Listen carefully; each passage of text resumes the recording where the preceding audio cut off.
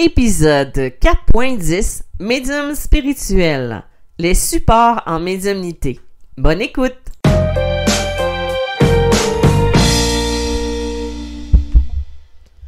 Bonjour, bienvenue dans ce nouvel épisode de Médium spirituel. Mon nom est Isabelle B. Tremblay. Je suis auteure, médium, conférencière dans le domaine de la spiritualité et du mieux-être.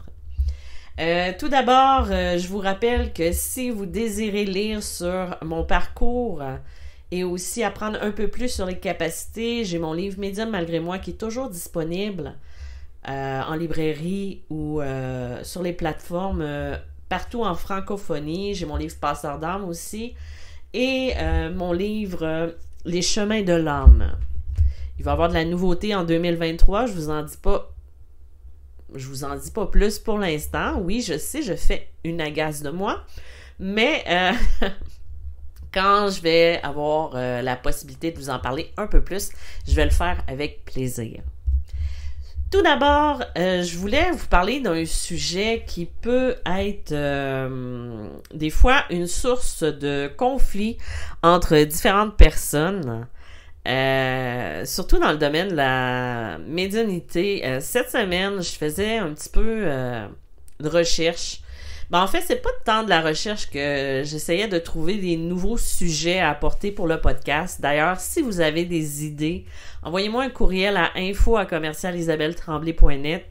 Je vais essayer de développer ces sujets-là en podcast. En fait, moi, je voulais vous parler des supports en médiumnité parce que ça peut être un sujet qui peut être amené en conflit. D'ailleurs, je faisais des recherches et tout ça. On a chacun notre perception de la médiumnité. On a chacun notre perception de comment le développer. Qu'est-ce qu'on a à en faire? Est-ce qu'on doit... puis j'en ai parlé dans des podcasts précédents. Est-ce qu'on doit se faire payer pour ce don et tout ça? Mais il y a aussi les supports qu'on doit utiliser en médiumnité. En fait, ça, je pense que c'est vraiment personnel à chacun, jusqu'à une certaine limite. Tu sais, si tu es une personne qui est plus clairaudient, tu vas peut-être pas avoir nécessairement besoin des cartes pour pouvoir confirmer ce que tu entends. Parce que des fois... la personne qui va utiliser les cartes va avoir une capacité un peu plus forte en ce qui a trait à sa clairvoyance, qui va venir confirmer des choses. Là, attention, je ne dis pas que c'est pas possible pour une personne qui n'est pas clairvoyante d'avoir des réponses à travers les cartes. Mais souvent, ça va être un peu plus fort pour la personne qui est clairvoyante parce qu'elle va avoir en lien des images avec ce qu'elle voit, avec ce qu'elle perçoit. Tu as des gens aussi qui vont préférer communiquer avec le pendule. Encore là, on a des gens qui vous disent que le pendule n'est pas fait pour communiquer. Le pendule est un outil divinatoire pour poser des questions, pour avoir des réponses. Moi, personnellement, j'ai un pendule, j'en ai même deux. J'ai un pendule qui s'appelle le Mystic Eyes, avec lequel j'ai eu quelques réponses à l'époque qui s'est avérées vraies, parce que c'est comme... Pour vous expliquer un petit peu, mon Mystic Eyes, c'est une plateforme, je vais l'avoir un jour. C'est une plaque en forme de triangle avec des lettres, des réponses, des chiffres et avec un pendule magnétisé. Et quand on pose une question, il nous répond par oui, par non, ou il nous répond avec des lettres, un peu comme... le Ouija, le fameux Ouija, mais pas du tout dans ce sens-là, parce que c'est pas une communication qu'on fait à ce moment-là, c'est vraiment au niveau de sa clairvoyance, de la communication. Bref, vous savez un peu comment fonctionne le pendule. Il existe différents supports. Il y a l'écriture automatique, il y a l'écriture semi-automatique, il y a l'écriture inspirée, il y a, comme je l'expliquais tout à l'heure, il y a le pendule, il y a les cartes qui peuvent être un outil, il y en a qui vont utiliser les pierres, il y en a que ça va être les runes, il y en a que ça va être aussi la lecture à travers la chiromancie, excusez-moi, j'avais oublié le nom, je cherchais. Finalement, je l'ai eu. c'est des supports qui viennent renforcer ce qui est déjà là au niveau de la médiumnité. Ça veut pas dire que si tu n'utilises pas la chiromancie, admettons, ben, tu as quand même des capacités qui sont là. Souvent, ça va être plus fort parce que ça va agir comme j'essaie de l'expliquer dans mes mots, comme un truc qui va amplifier ta capacité ou qui va venir confirmer les ressentis ou les réponses qui sont déjà là.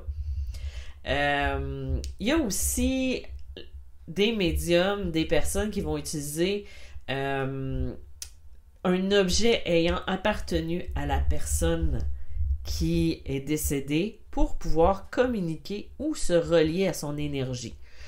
Je l'ai peut-être déjà expliqué, je l'ai peut-être déjà raconté, donc je vais vous répéter si c'est le cas.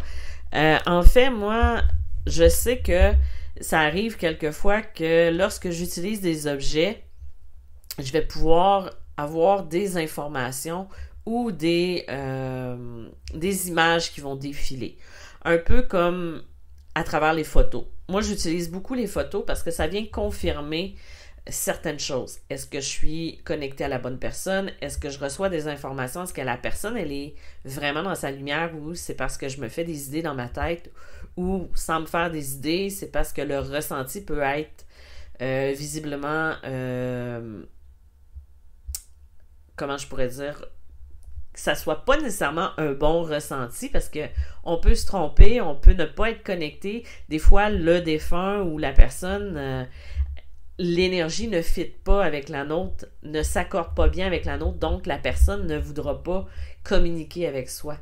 C'est des choses qui arrivent. C'est comme dans la vie courante, il y a des gens avec qui on s'entend, puis il y a des gens avec qui on s'entend pas bien et qu'on n'est pas capable de voir en peinture.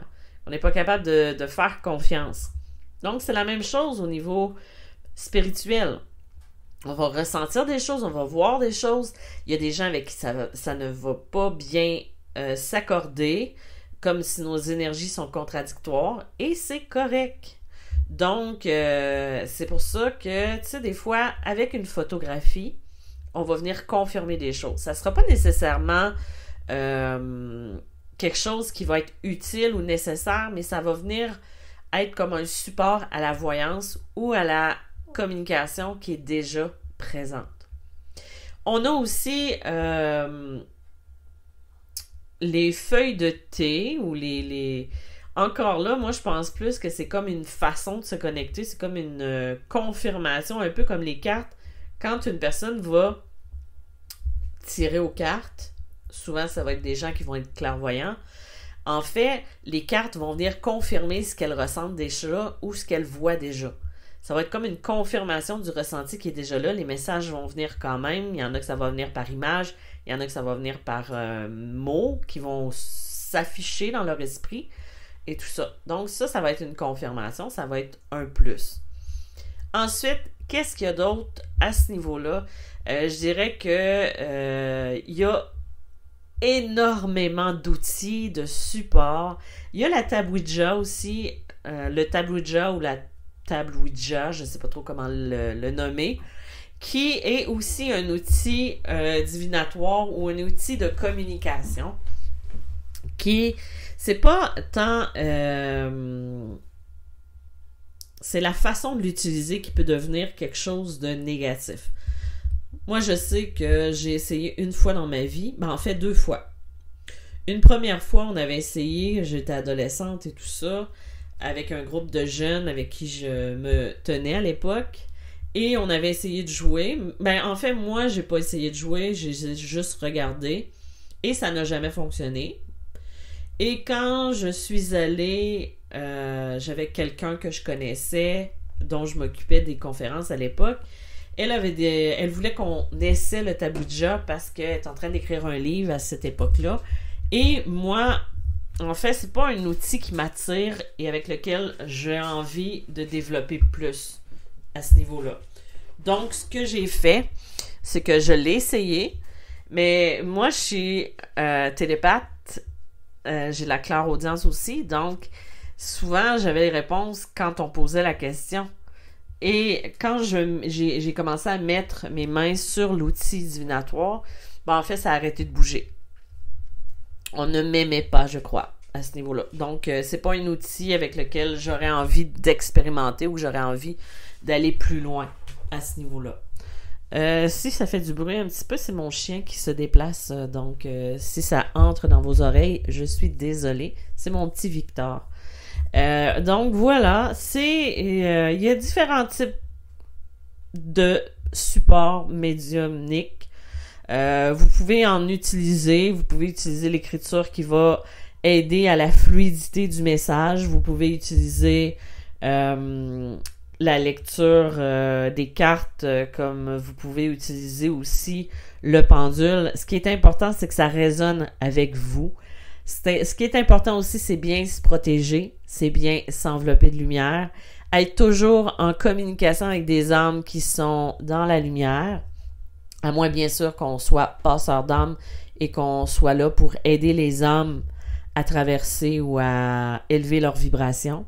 Ça, c'est des choses aussi qui peuvent arriver. On peut utiliser les outils soit comme un support médiumnique ou comme un outil de divination aussi.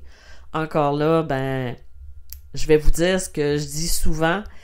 En divination, en clairvoyance, il y a toujours moyen de changer certains événements. Donc, ne pas l'ancrer directement dans le temps ou l'ancrer comme quelque chose qui va nécessairement arriver.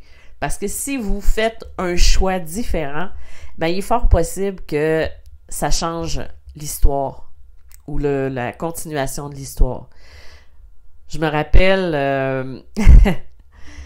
à une époque, je consultais au moins une fois par année au début quand j'ai compris mes dons pour pouvoir comprendre mon évolution, si j'avais fait de l'avancement et tout ça.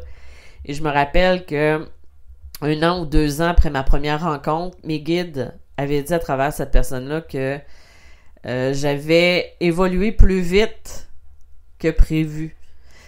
Que ça avait changé certaines choses. Mais en fait, c'est ça.